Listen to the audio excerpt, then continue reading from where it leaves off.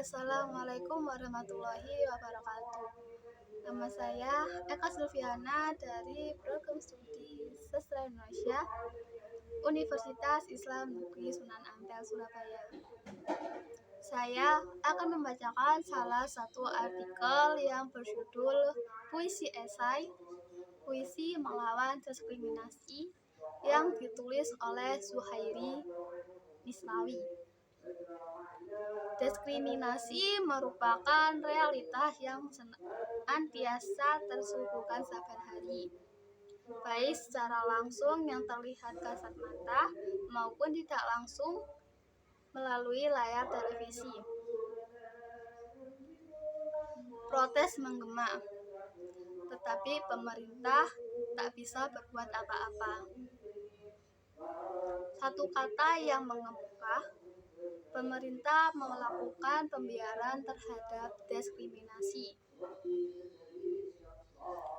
Buku Atas Nama Cinta, sebuah puisi esai yang ditulis oleh Denny J.A., merupakan sebuah upaya mengetuk kesadaran publik perihal pentingnya melawan lupa dan pembiaran atas diskriminasi.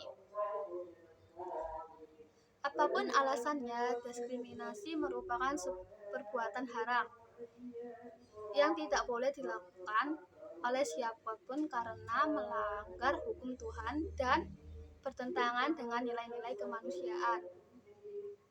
Setiap manusia diciptakan Tuhan sebagai makhluk yang mulia, dan kemuliaan manusia terletak sejauh mana mereka mampu memuliakan orang lain dengan mengedepankan empati, simpati, dan kasih sayang. Selama ini narasi tentang diskriminasi selalu mengabaikan perspektif korban.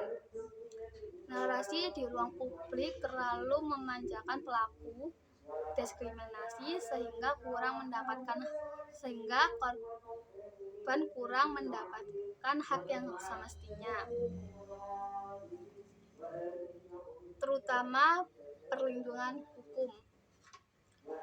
Sinilah karya ini mempunyai keistimewaan karena puisi-puisi yang disajikan kepada pembaca secara umum merupakan narasi para korban diskriminasi. Nasib buruh migran di luar negeri yang akrab dikenal sebagai tenaga kerja Indonesia atau tenaga kerja wanita TKI atau TKW, misalnya, menjadi salah satu perhatian penulis buku ini dalam puisi-puisinya. Kisah tentang Aminah, TKW yang dipajung di Arab Saudi, merupakan salah satu kisah yang menarik untuk dikomentari karena ditulis dengan menggunakan perspektif korban. Puisi ini mengetengahkan tentang perempuan yang dihukum mati karena membunuh majikannya. Tidak seperti narasi yang umumnya hanya berhenti pada pembunuhan yang dilakukan TKW, penulis dalam puisi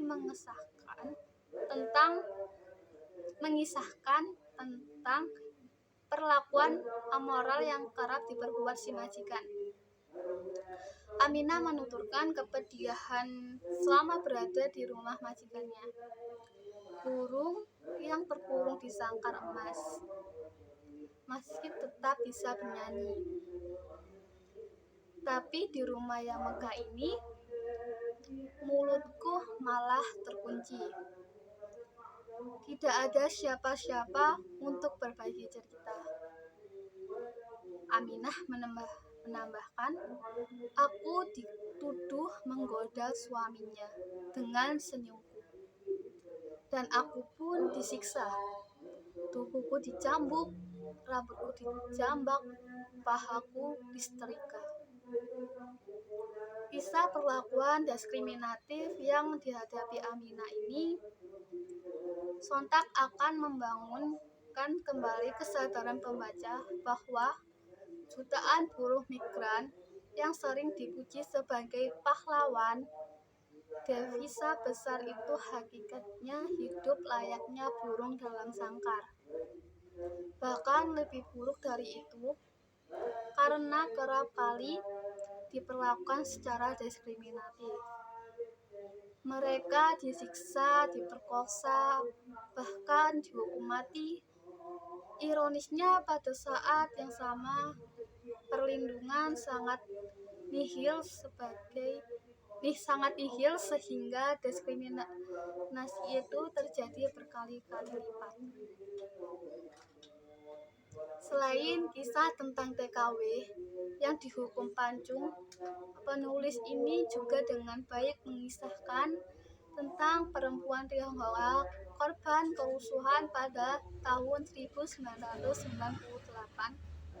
cinta penganut beda agama, cinta kaum transgender, dan cinta penganut Ahmadiyah dengan kelompok garis keras. Semua kisah tersebut dengan apik disampaikan dalam puisi yang mudah dipahami dan enak dibaca. Fiksi dan fakta tidak seperti pada umumnya, yang cenderung abstrak dan kadang sulit dipahami. Penulis buku ini memilih jalan baru dalam kepenulisan puisi, yang disebut puisi esai. Seperti yang dituturkan dalam pengantar di dalam karyanya ini, dia hendak menjembatani dua dimensi, fakta dan fiksi. Langkah tersebut bertujuan pembaca menikmati puisi-puisi dalam buku ini sembari berdialog dengan realitas soal yang penuh dengan diskriminasi itu. Tidak seperti lainnya yang kerap jelimet, puisi esai sengaja dikemas dengan bahasa yang mudah tetapi tidak kehilangan daya imajinasi dan intuisi sebagaimana layaknya. Puisi-puisi yang terdapat dalam buku ini dikemas dalam kisah cinta yang memikat sehingga dimensi human interest begitu kentara. Dari usia remaja hingga dewasa dapat membaca puisi esai ini dan menikmati pesan-pesan humanis yang terdapat di dalamnya. Puisi esai ini telah berhasil membumikan kembali puisi, yang hakikatnya sebagai instrumen untuk mendekatkan antara intuisi, imajinasi, dan realitas sosial. Apalagi puisi-puisi esai digunakan untuk meneropong persoalan diskriminasi yang sangat mengkhawatirkan dalam beberapa tahun terakhir. Siapapun yang membaca buku ini akan menyadari bahwa kita harus menyelesaikan masalah diskriminasi sosial yang kurang mendapatkan perhatian dari elit republik ini. Beberapa hal penting yang perlu diperhatikan penulis diantaranya penulisan puisi yang terlalu panjang. Sebagai contoh, puisi yang berjudul Sapu Tangan Van Yin yang ditulis lebih kurang 25 halaman. Penulisan puisi yang terlalu panjang dapat membosankan pembaca. Akan lebih baik jika puisi ditulis tidak terlalu panjang. Berikut soal catatan kaki yang merupakan hal unik dalam puisi esai. Di satu sisi, keberadaan catatan kaki penting untuk memberikan penjelasan yang lebih rinci tentang sebuah peristiwa dan ide. Tetapi yang perlu diperhatikan adalah akurasi dari sebuah catatan kaki. Sebaik Sebaiknya catatan kaki menggunakan sumber primer, bukan sumber sekunder. Terlepas dari kedua catatan kritis tersebut, puisi esai akan menjadi sebuah genre baru dalam dunia puisi. Sebagaimana yang diucapkan oleh Supadi Djoko Damono di dalam epilog, penulis buku ini telah berhasil menggabungkan antara fiksi dan fakta dalam sebuah karya sastra yang unik dan menarik. Tidak hanya itu, pembaca juga disuguhkan catatan kaki yang tidak biasa dalam karya fiksi. Baik, sekian dari saya. Terima kasih atas perhatiannya. Saya mengucapkan wassalamualaikum warahmatullahi wabarakatuh.